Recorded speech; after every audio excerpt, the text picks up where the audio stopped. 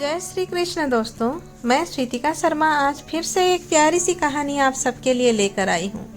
आज की कहानी सिंहासन बत्तीसी की कहानी है। तो चलिए कहानी शुरू करते हैं। कहानी पूरी सुनिएगा। अगर अच्छी लगे तो एक लाइक कर दीजिए और अपनी राय कमेंट में ज़रूर लिखिए और मेरे चैनल को सब्सक्राइब जरूर करें ताकि मेरा हर वीडियो आप तक पहले पहुँच सके। सिंहासन बत्तीसी 32 कथाओं का संग्रह है जिसमें 32 पुत्तलियां महाराजा विक्रमादित्य के विभिन्न गुणों का कहानी के रूप में वर्णन करती हैं। प्रत्येक कथा राजा भोज का उल्लेख करती है, अतः इसका रचना काल 11वीं शताब्दी के बाद होगा। ये कथाएं इतनी लोकप्रिय हैं कि कई संकलनकर्ताओं ने इन्हें अपनी अपनी तरह से प्रस्तुत किया है। सभी संकलनों में पुत्तलियों के नाम दिए गए हैं, पर हर संकलन में कथाओं के क्रम में तथा नामों में और उनके क्रम में भिन्नता पाई जाती है। इन कथाओं से हमें ज्ञात होता है कि महाराजा विक्रमादित्य कौन थे, उनके न्याय करने का ढंग कैसा था, आखिर क्या कारण था कि वह महादानी, त्यागी, निस्वार्थी और न्यायप्रिय राजा के नाम से हजारों वर्षों बाद आज भी लोकप्रिय हैं। बहुत समय पहले राजा भोज उज्जैन नगर पर राज्य करते थे। राजा भोज आदर्शवादी, सामाजिक एवं धार्मिक प्रवृत्ति के न्यायप्रिय राजा थे। समस्त प्रजा उनके राज्य में सुखी एवं संपन्न थे। संपूर्ण भारतवर्ष में उनकी प्रसिद्धि दूर दूर तक फैली हुई थी। उन्हीं के समय से चली आ रही कहावत कहाँ राजा भोज और कहाँ गंगू तेली आज भी जनसाधारण को प्रभावित करती है। उज्जैन नगरी में कुम्हारों की एक चर्चित बस्ती थी। इस बस्ती में कुम्हार मिट्टी से आकर्षक और मनमोहक बर्तन बनाते थे।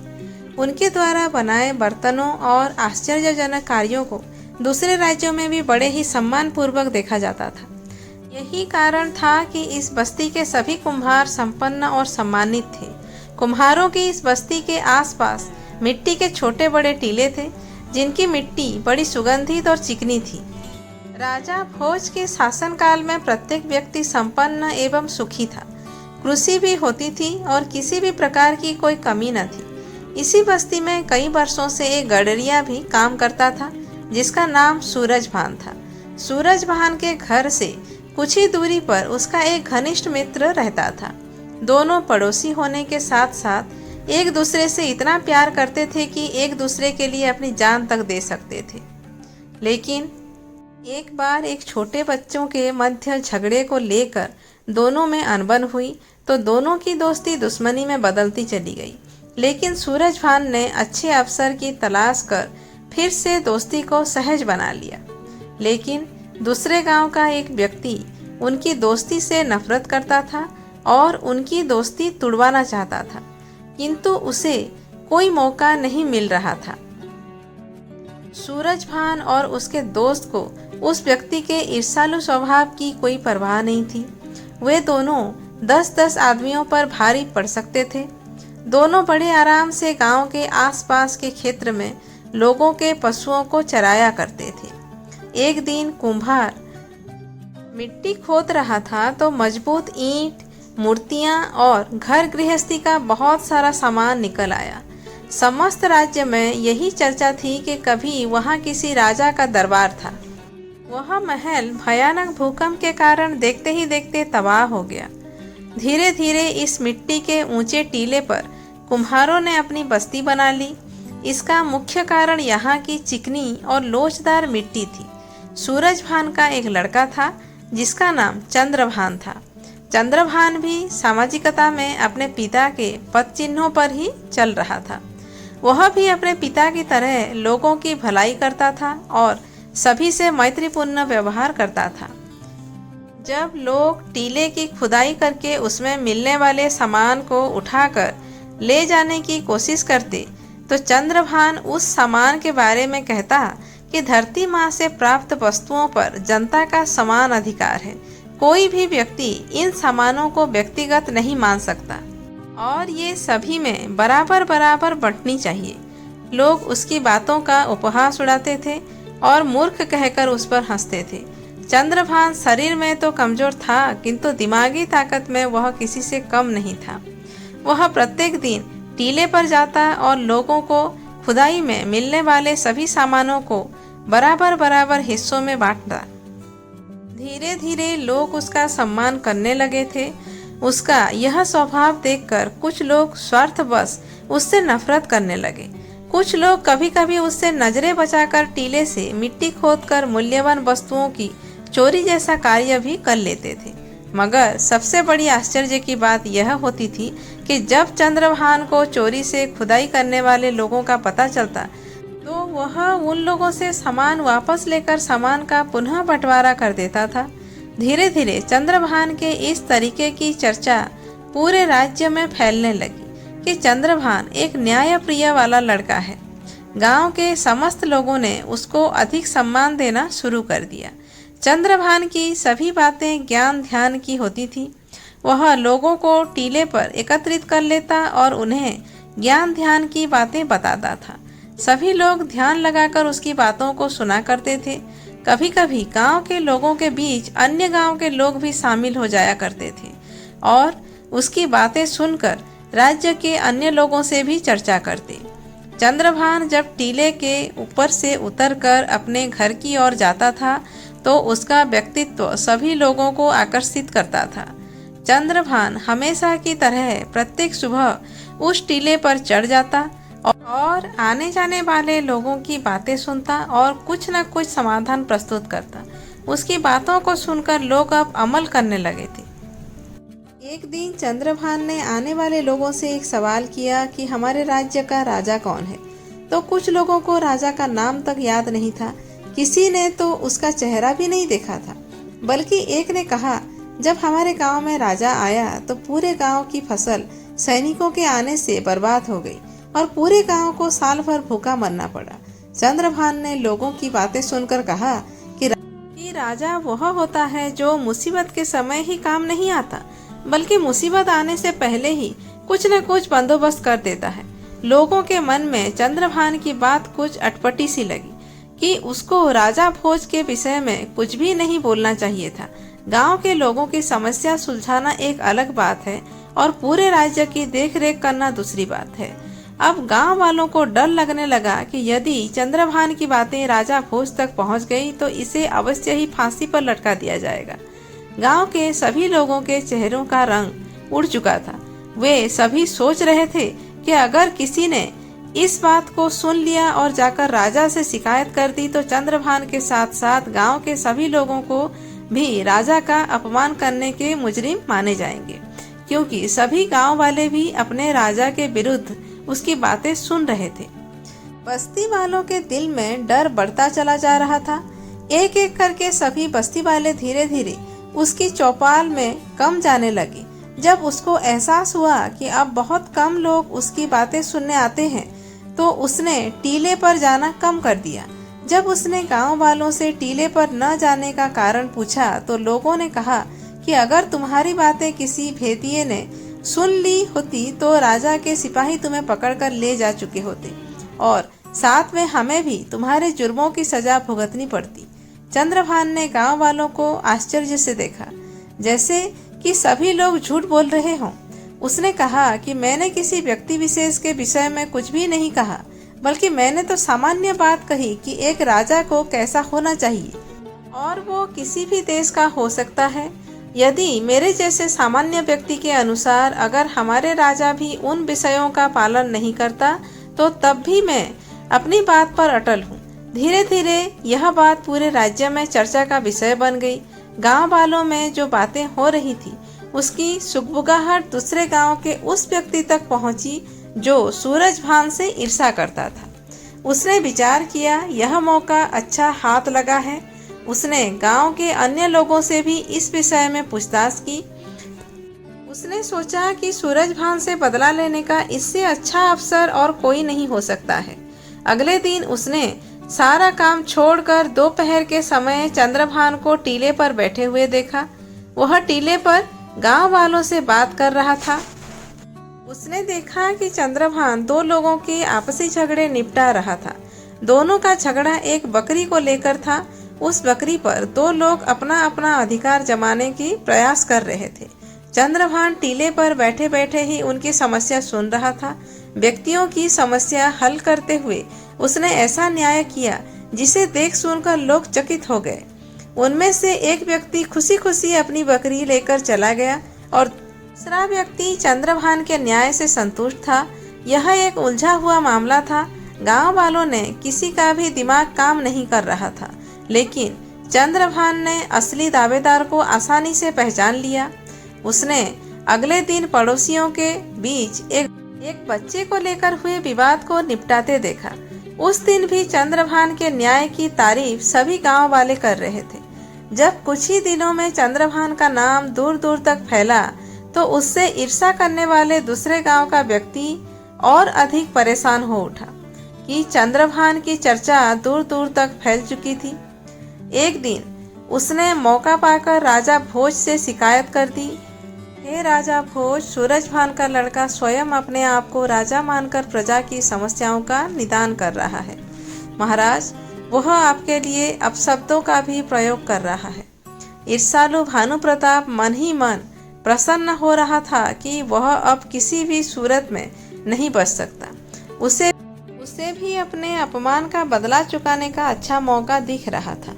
राजा भोज ने अपने सिपाहियों को आदेश दिया कि वे सूरजभान के लड़के पर नजर रखें, उसके पास न्याय पाने जाने वालों को रोकें और फरियादियों को न्याय के लिए मेरे पास लेकर आए। सिपाहियों ने राजा भोज के आदेश का पालन करना शुरू कर दिया। अगले दिन एक व्यापारी को राज दरबार में लाया गया।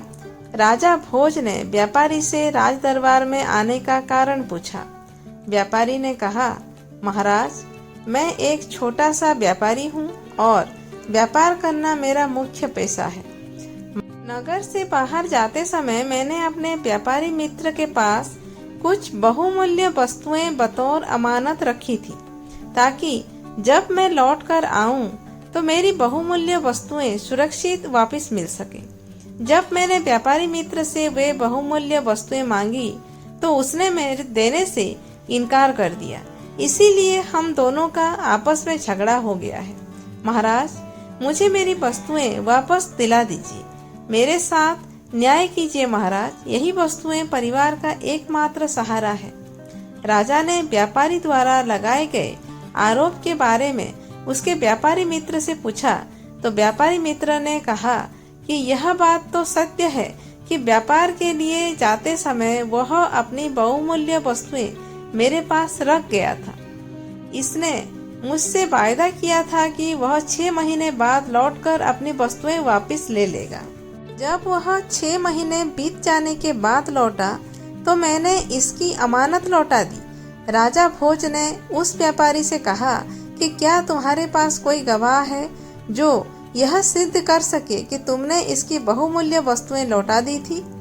अवश्य महाराज, मैंने गांव के मुखिया और मंदिर के पुजारी के सामने सभी वस्तुएं लौटाई थी। व्यापारी के मित्र की बात सुनकर राजा भोज ने उन दोनों को बुलाने का आदेश दिया। कुछ देर बाद राजा के सिपाही मुखिया और पुजारी को दरबार में ले आए। दोनों की गवाही व्यापारी के मित्र के पक्ष में था। उन दोनों की पूरी बात सुनने के बाद राजा ने अपना निर्णय सुनाया। यह व्यापारी झूठ बोल रहा है, इसलिए इसे आदेश दिया जाता है कि वह झूठ बोलने के अपराध में अपने मित्र व्यापारी से क्षमा मांगे, वरना उसे राजदंड भोगना पड़ेगा। यह न्याय नहीं अन्याय है अन्नदाता। यदि मैं चंद्रभान के पास न्याय हेतु जाता तो दूध का दूध और पानी का पानी हो जाता, लेकिन आपके सिपाही जबरदस्ती हमें पकड़कर आपके दरबार में ले आए। व्यापारी ने रोते हुए कहा। व्यापारी की बात सुनकर राजा भोज क्रोधित नहीं हुए, बल्कि वह सोचने लगे कि सूरजभान का लड़का कैसा न्याय करता है, जिसकी चर्चा हर जगह है। उसे चलकर देखना चाहिए। राजा भोज ने कहा, अगर तुम दोनों मेरे न्याय से असंतुष्ट हो तो जाकर उसी से न्याय मांगकर देख लो। मैं भी देखना चाहता हूँ कि वह किस प्रकार का न्याय करता है। राजा भोज की बात सुनकर व्यापारी और दोनों गवाह भी उसके पीछे पीछे चल दिए। बस्ती के सबसे ऊंचे टीले पर हमेशा की तरह चंद्रभान पहले से ही बैठा हुआ था। गांव के लोग उसके इर्द गिर्द जमा थे। राजा भोज भी भेष बदलकर वहां बैठ गए और उसका न्याय देखने लगे। व्यापारी ने चंद्रभान को जब अपनी विपदा सुनाई तो उसकी बात सुनकर चंद्रभान तेज स्वर में बोला, न्याय करने के लिए राजा होने की आवश्यकता नहीं, न्याय का अपना दृष्टिकोण होता है। यदि न्यायपूर्ण दृष्टिकोण हो तो कोई भी किसी भी समय सही न्याय कर सकता है। यदि मेरे बस में होता तो राजा भोज को यहाँ बुलाकर दिखाता कि न्याय किसे कहते हैं। चंद्रभान ने सबसे पहले व्यापारी के गवाह, गांव के मुखिया और मंदिर के पुजारी को बुलाया और पूछा कि बताओ, उन बहुमूल्य वस्तुओं में कौन कौन सी कितनी वस्तुएं थी। चंद्रभान का यह सवाल सुनते ही मुखिया और पुजारी के होश उड़ गए। उन्होंने लड़खड़ाती जुबान में कहा, हमने तो बस पोटली देखी। व्यापारी के मित्र से चंद्रभान ने कहा कि तुमने तो कहा था कि उन दोनों को दिखाकर बहुमूल्य वस्तुएं लौटा दी थी। अरे तुम तो एक बेईमान इंसान हो। दोनों को झूठी गवाही देने के लिए किस प्रकार का सौदा किया था। व्यापारी मित्र बुरी तरह से कांपने लगा, उसकी टांगें लड़खड़ाने लगी। व्यापारी का मित्र चंद्रभान के कदमों में गिरकर रोने लगा, मुझे क्षमा करें, मुझसे बहुत बड़ी भूल हो गई। मैं इनकी बहुमूल्य वस्तुएं लौटाने का वादा करता हूँ कि घर जाते ही इनकी वस्तुएं दे दूंगा। राजा भोज ने देखा कि सूरजभान का लड़का चतुर और न्यायप्रिय है। राजा उसके न्याय करने का ढंग देखकर काफी प्रभावित हुए और अपने राजमहल वापस आ गए। वह रात भर चंद्रभान के बारे में सोचते रहे। अगले ही दिन उसने चंद्रभान को राजदरबार में बुलाया और कहा कि मैं तुम्हारे न्याय करने के तरीके से काफी प्रभावित हूँ, लेकिन एक बात हमारी समझ में नहीं आई। कौन सी बात महाराज? चंद्रभान ने हाथ जोड़कर राजा भोज से पूछा। तुम अनपढ़ और एक मामूली चरवाहे हो, फिर भी इतना अच्छा न्याय कैसे कर लेते हो? यह सब उस टीले की करामात है महाराज। जब भी मैं उस टीले पर बैठता हूँ तो मुझ में न जाने कौन सी शक्ति आ जाती है। मैं वहाँ बैठकर ही सही न्याय करता हूँ, बाकी जगह तो मुझसे कुछ बोला भी नहीं जाता है। राजा भोज ने काफी सोच विचार करने के बाद अपने मंत्रियों से विचार विमर्श किया। अंततः यह निर्णय हुआ कि टीले के नीचे अवश्य ही कोई दैवीय शक्ति है, इसे खुदवा कर देखा जाए। अगले ही दिन सैकड़ों मजदूरों ने उस टीले की खुदाई की। बहुत गहराई तक खुदाई करने के पश्चात मजदूरों को एक राज सिंहासन मिला। राजा भोज ने देखा तो सिंहासन की चमक से उनकी आंखें चौंधिया गई। उनके सामने सोने, चांदी एवं रत्नों से जड़ा हुआ बहुमूल्य सिंहासन था। राजा भोज के आदेश पर सिंहासन को राजमहल लाया गया। सिंहासन को साफ किया गया। सफाई के बाद वह और निखर गया। इतना सुंदर सिंहासन अभी तक किसी ने भी नहीं देखा था। सिंहासन के चारों ओर 8-8 पुतलियां बनी थी। पुतलियां इतनी सजीव लगती थीं मानो अभी बोल पड़ेंगी। राजा भोज ने इस सिंहासन पर बैठने के लिए एक दिन निश्चित किया और उस दिन दरबार में जश्न सा माहौल बना हुआ था। राजा भोज जैसे ही सिंहासन पर बैठने के लिए आगे बढ़े, तभी सिंहासन में जड़ी सभी 32 पुतलियां राजा भोज को देखकर हंसने लगी। राजा भोज ने सहम कर अपने कदम पीछे खींच लिए और उन पुतलियों से पूछा, पुतलियों, तुम सब मुझे देखकर एक साथ क्यों हंस रही हो?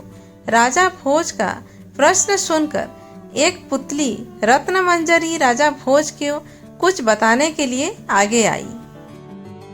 पहली पुतली रत्नमंजरी राजा विक्रम के जन्म तथा सिंहासन प्राप्ति की कथा बताती है। वह इस प्रकार है। आर्यावर्त में एक राज्य था जिसका नाम था अम्बावती। वहाँ के राजा गंधर्व सेन ने चारों वर्णों की स्त्रियों के साथ 4 विवाह किए थे। ब्राह्मणी के पुत्र का नाम ब्रह्मविद था। क्षत्राणी के 3 पुत्र हुए, शंख, विक्रम तथा भर्तृहरि। वैश्य पत्नी ने चंद्र नामक पुत्र को जन्म दिया तथा शूद्र पत्नी ने धन्वंतरि नामक पुत्र को। ब्रह्मणित को गंधर्व सेन ने अपना दीवान बनाया, पर वह अपनी जिम्मेदारी अच्छी तरह नहीं निभा सका और राज्य से पलायन कर गया। कुछ समय भटकने के बाद धारा नगरी में ऊंचा ओहदा प्राप्त किया तथा एक दिन राजा का वध करके खुद राजा बन गया। काफी दिनों के बाद उसने उज्जैन लौटने का विचार किया, लेकिन उज्जैन आते ही उसकी मृत्यु हो गई। क्षत्राणी के बड़े पुत्र शंख को शंका हुई कि उसके पिता विक्रम को योग्य समझकर उसे अपना उत्तराधिकारी घोषित कर सकते हैं, और उसने एक दिन सोए हुए पिता का वध करके स्वयं को राजा घोषित कर दिया। हत्या का समाचार दावानल की तरह फैला और उसके सभी भाई प्राण रक्षा के लिए भाग निकले। विक्रम को छोड़कर बाकी सभी भाइयों का पता उसे चल गया और वे सभी मार डाले गए।